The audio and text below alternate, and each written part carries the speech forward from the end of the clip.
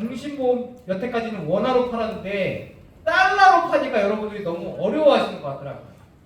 반장님, 환차익을 우리가 확정 금리가 124.8%로 나오는데 10년 후에 달러가 올라가 있으면 이득인데 내려와 있으면 손해잖아요, 반장님. 이렇게 이야기하시는 분들 있어요, 없어요? 동료분들 중에 야, 환차손 볼 수도 있지 않나? 이거 대구에서 배워가지고 불안하잖아요. 그런데 오늘 이것을 철저하게 제가 깨드리도록 하겠습니다. 두 번째, 수익률은 확정적이고 환율은 확정적이지 않아서 불안합니다. 이렇게 얘기하시는 분도 계시고요. 한국에서 결국은 돈을 쓰려면 원화로 환급을 받으려면 환율이 어떻게 되는지 모르는데 124.8%가 확정이 아니지 않나요? 라고 얘기하시는 분 계세요. 그러면 제가 확실하게 손차익이 나는 것을 요를 말씀드리면 하실 수 있으시겠어요? 네. 자, 그러면 왜 달러 정신인지 첫 번째 이유에 대해서 말씀을 드리도록 하겠습니다. 1945년 광복됐을 때 우리나라 처음으로 우리나라 돈이라는 게 생겼어요. 이제 80년이 지났네요. 80년 동안 우리 원화 가치가 계속 떨어져 왔습니다. 이거를 모르시는 분들이 계실까봐 제가 영상으로 가져왔습니다. 우리나라 역사에서 우리 원화 가치는 진짜 끝없이 유지가 되었거든요. 어느 정도로 빠르게 거냐? 1962년 이때가 왜 중요하냐? 우리가 화폐 개혁에서 환이었던 통화 단위를 원으로 바꿨을 때입니다. 그때 1달러에 우리나라 원은 1.25원이었습니다. 그러니까 달러와 원화 가치가 거의 비슷했다는 거죠. 1.25원이니까요. 그런데 2025년에는 환율이 어떻게 됐느냐? 1,440원이 됐습니다. 여러분, 이 짧은 시간 동안 우리 원화 가치가 달러 대비 115분의 1토막이 났다는 거거든요. 그런데 62년 전에는 훨씬 더 심각했습니다. 1945년부터 우리나라의 이 통화는 어떻게 변했냐? 처음에는 원을 단위로 쓰다가 이 가치가 녹아나니까 화폐 개혁을 했어요. 그래서 환으로 바꿨다가 다시 원으로 바꿨죠. 1945년에 우리나라 원화 가치하고 비교하면 우리 원화 가치는 달러 대비 10만 분의 1 토막이 났습니다. 그러니 우리 원화가 유지된 건 1945년 이후에 80년 동안 지속됐던 현상이거든요. 그런데 우리 원화 가치가 지속되고 있다, 좀 가치가 안정되고 있다, 이런 착시 현상이 생겼던 데에는 사실 우리 원화가 외환위기 이후에 무려 20년 동안 대안정기를 겪었기 때문이거든요. 외환위기 이전에 우리나라 원화는요, 달러 대비 환율이 1달러에 한 700에서 800원 정도를 왔다 갔다 했습니다. 그런데 외환위기라는 진짜 극심한 위기를 겪으면서 환율이 갑자기 2,000원까지 올라갔거든요.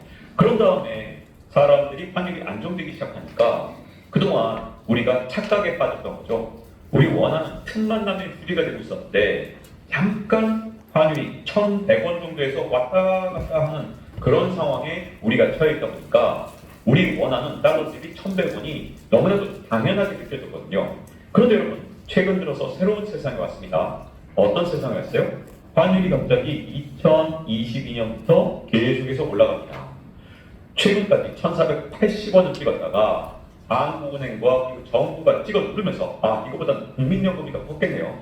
국민연금이 찍어 누르면서 1,440원까지 만들었는데 최근 들어서 환율의 움직임 만성적으로 올라가죠. 1998년 같은 경우에는 환율이 1달러에 700원 하다가 갑자기 이렇게 2,000원 갔기 때문에 급성으로 올랐죠. 이렇게 급성으로 오르면 항상 병이라는 게 급성은 또 빠르게 치료가 됩니다. 하지만 지금처럼 만성으로 오르는 경우에는 이게 고질병이 되기 때문에 웬만해서는 환율을 찍어 누를 수가 없습니다. 다만 이렇게 만성적으로 오르는 거 정책 당국이 찍어 누르면 잠깐은 내려와요. 하지만 다시 기회만 있으면 다시 올라오는 상태, 이게 한 6개월에서 1년 사이에 계속 반복되기 때문에 앞으로 여러분 환율이 올라가는 거, 이건 우리나라 건국 이래로 무려 80년 동안 지속됐던 현상이다, 이렇게 생각하시는 게 좀 더 마음이 편할 겁니다. 자, 이렇게 보시는 것과 같이 80년 동안 계속 원화는 휴지가 되어 왔어요. 원달러 환율이 계속 우리 가치가 이뤄왔는데 한 1998년서부터 한 20년 가까이 이거가 유지되다 보니까 1,100원대로 유지되다 보니까 야 1,100원이 노말 보편화되어 있는 환율이구나라고 우리가 인식을 착각을 한 거예요. 그런데 다시 22년서부터 계속 원달러 환율이 올라서 1,440원. 지금 전쟁 터져서 얼마까지 올랐어요? 1,480원까지 올라와 있는 상황입니다. 자, 이게 뉴노멀이라는 얘기 들어봤죠? 뉴노멀 시대다. 이게 뭐냐? 새로운 보편화되어 있는 환율이다라는 이야기인 겁니다. 자, 그럼 두 번째는 제가 한번 이야기를 해드릴게요.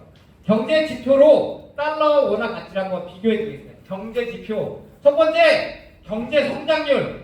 미국은 2.4%고 한국은 현재 1.9%입니다. 이거 제가 마구잡이로 한 거 아니고요. 2026년 IMF에서 경제 성장률 전망치를 내놓은 겁니다. 그래서 2.4% 그리고 1.9% 어디가 높아요? 미국이 경제 성장률이 우리보다 높다. 미국보다 우리는 낮아요. 노동 생산성, 인당 생산성. 우리가 제조업이잖아요. 그리고 국가가 작잖아요. 미국이 커요? 우리가 커요? 미국이 더 큰 시장인데도 불구하고 생산성이 미국이 더 높습니다. 시간당 생산성 미국은 83달러고요. 한국은 51달러입니다. 약 60%밖에 안 돼요. 미국의 생산성에 우리가 60%밖에 안 돼요. 왜 그러느냐? 왜 미국이 생산성이 높냐? 미국은 AI 혁명으로 지금 굉장한 고부가가치 산업이 진행되고 있고 우리나라는 고령화 사회로 생산 인구가 줄고 있어요. 그래서 고용 구조에 대한 변화도 어려움이 있고요. 기준금리 이건 누구나 다 알고 계시죠? 미국 3.75, 한국 2.5. 기준금리도 낮아. 생산성도 낮고 경제 성장률도 낮은데 게다가 돈의 금리가 미국이 더 높아요. 가계부채 우리나라 금리를 올리기 어려운 구조가 여기서 나옵니다. 가계 부채가 많기 때문에 금리를 올리면 가계 부채에 대한 부담이 커요, 적어요? 커지기 때문에 금리를 올릴 수가 없어. 미국 올라갈 때 우리도 같이 올리고 싶은데 올릴 수가 없던 구조가 여기 있습니다. 세 번째, 통화량 무려 M2 이 광의 통화라고 해서 우리나라에서 발행된 총 돈과 은행의 저축 예금으로 들어있는 총량이 미국이 2022년서부터 늘어난 양은 3%에 불과한데 우리나라 20%라는 거죠. 무려 7배나 돈의 양이 많아진 겁니다. 돈의 양이 많아지면 결국은 금리가 떨어질 수밖에 없죠. 마지막 출산율 미국 1.6명 낳고 있습니다. 우리나라 지금 0.75%예요. 그러면 딱 2배 낳는 겁니다. 맞나요? 2배면 1.5%니까 출산율도 우리나라 낮아. 제가 성장률, 생산성, 금리, M2 증가속도, 가계 부채까지 다 했을 때 우리나라 금리가 올라갈 확률이 높은가요? 아니면 낮아질까요? 가치가 미국 달러보다 제가 이제 10년 후에 우리 환차익 볼 수 있겠어요? 없겠어요? 있겠죠? 원화보다는 달러가 훨씬 강한 경제 지표를 볼 수가 있는 겁니다. 세 번째, 빠르게 휴지로 전락하고 있는 원화. 2022년 1월 달부터 지금까지 서울 분양지값이 10% 올랐어요. 물론 이게 공식 통계니까 에이 이거보다 더 많이 올랐어요 라고 하시는 분들 계실 거예요. 그래요. 뭐 20-30% 올랐다고 칩시다. 우리나라 원화 가치가 그 사이에 얼마나 떨어졌냐? 2020년 1월부터 지금까지 무려 25%나 떨어졌거든요. 그러니까 가장 많이 올랐다는 강남집값조차 달러로 표시하면 그냥 떤돈. 그러면 우리나라의 강남만 그렇게 많이 올랐지 지방 도시들은 집값 떨어진 데 진짜 많거든요. 자, 그런 데는 지금 달러로 표시했을 때 집값이 30에서 50% 떨어진 것도 진짜 많다는 얘기입니다. 왜냐하면 집값이 10%만 떨어져도 원화 가치가 25% 떨어졌으니까 35%가 떨어졌다는 뜻이거든요. 그러니까 우리가 지금 급속도로 가난해지는 거예요. 이게 일본 사람들이 원래는 겪었던 일인데 일본 사람들이요 지금 현재 우리나라보다 훨씬 가난한 거 아닙니까? 일본하고 우리나라하고 순자산을 비교해보면 우리나라 사람들이 일본 사람들보다 한 2천만 원 더 많거든요. 그 이유가 뭐냐면 지난 12년 동안 엔화 가치가 계속 떨어졌어요. 그러면 일본 사람 중에서 엔화만 갖고 있던 사람들은 엄청 가난해지거든요.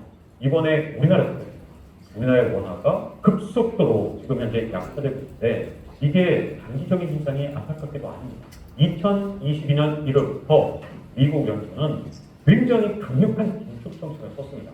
미국의 M2, 이걸 방해 통화라고 하는데 통화량이 고작 3%밖에 늘지 않았어요. 우리가 맨날 기사를 보면 연준이 양적 완화했대, 돈 엄청 풀었대 라는 기사만 보니까 야, 미국은 진짜 돈 엄청 풀었나 보다, 달러를 엄청 찍었나 보다 이 생각만 하는데 원화를 훨씬 더 많이 찍었습니다. 얼마나 많이 찍었냐? 22년 1월부터 지금까지 똑같은 기간 동안 원화는 무려 20%를 찍었거든요. 그래서 M2가 20% 늘어났으니 속도가 7배. 미국의 M2보다 우리 한국의 M2가 7배 빨리 늘어납니다. 근데 쉽게 생각해보면 달러는 정말 전 세계에서 가장 신뢰할 수 있는 통화인데 걔보다 우리가 7배 더 많이 찍어주면 당연히 야, 원화 힘쓰겠는데? 이런 생각을 할 수밖에 없잖아요. 그래서 너무나도 많은 사람들이 원화를 버리고 달러를 옮겼으니까 원화가 아주 빠른 속도로 휴지가 되고 그리고 달러 가치가 우리 원화보다는 더 올라가는 현상이 일어났고요. 자, 보셨죠? 자, 앞으로 10년 후에 달러 가치가 훨씬 더 우리 원화보다 가치가 있어요, 없어요? 있어요. 그러면 여러분들 자신감 있게 고객한테 달러 10년 후에 달러가 더 가치 있다라고 얘기하실 수 있겠죠? 네. 제가 첫 번째 이유, 두 번째 이유, 세 번째 이유까지 다 말씀드렸어요. 마지막! 한국의 고령화 저출산. 이거 고령 인구가 많아지면 국가가 돈을 많이 쓰겠죠? 뭐 했어요? 국민연금도 더 내야 되고 건강보험도 더 쓰게 되고 기초연금도 노인분들이 많으면 이런 지출이 많아지는 거예요. 그건 당연하죠, 그죠? 그런데 돈을 써야 되는데 세수는 늘었어요, 줄었어요? 애를 안 낳아서 세수가 줄었어요. 세수가 없으면 한국은 어떻게 해야 돼요? 돈을 더 많이 찍어내겠죠? 이것에 대한 악순환이 있는 거예요. 그런데 더 심각한 건 이 인구 구조는 무려 30년 동안 픽스된 거예요. 변화가 없습니다. 이 구조를 바꾸려면 지금서부터 2명 이상은 나와야 돼요. 근데 그렇게 갑자기 변할 일이 있어요, 없어요? 없죠? 그렇기 때문에 앞으로 30년 동안은 우리나라가 계속 통화를 찍어낼 수밖에 없는 구도다. 이 얘기를 이렇게 이야기를 들어봤는데 아직도 나는 달러가 원화가 더 좋아요? 달러가 더 좋아요? 달라요. 자, 그러면 나의 자산 또는 고객의 자산 원화로만 구성되어 있는 상황이 가장 위험한 상황. 이거 동의하시나요? 예. 그럼에도 원화만 고집하시겠습니까? 이제 달러 자산 보유는 선택이 아니라 필수입니다. 여러분들 고객 지금 내 자산도 마찬가지로 다 원화로만 되어 있잖아요. 부동산 원화고, 국내 주식 원화고, 내 통장에 있는 잔고도 다 원화잖아요. 그거를 달러를 최소 10%에서 20%는 환전해 놓자 이야기를 하는 겁니다. 자, 달러는 지금이 제일 쌉니다. 이거 맞나요? 예. 이 강의를 들었는데 아직도 나는 달러가 원달러 확률이 10년 후에 낮아질 거라고 생각하시는 거는 정말 환상에 젖어 계신 분입니다. 자, 3월 처음으로 다시 돌아왔습니다. 3월 제가 뭐 하자고 했죠?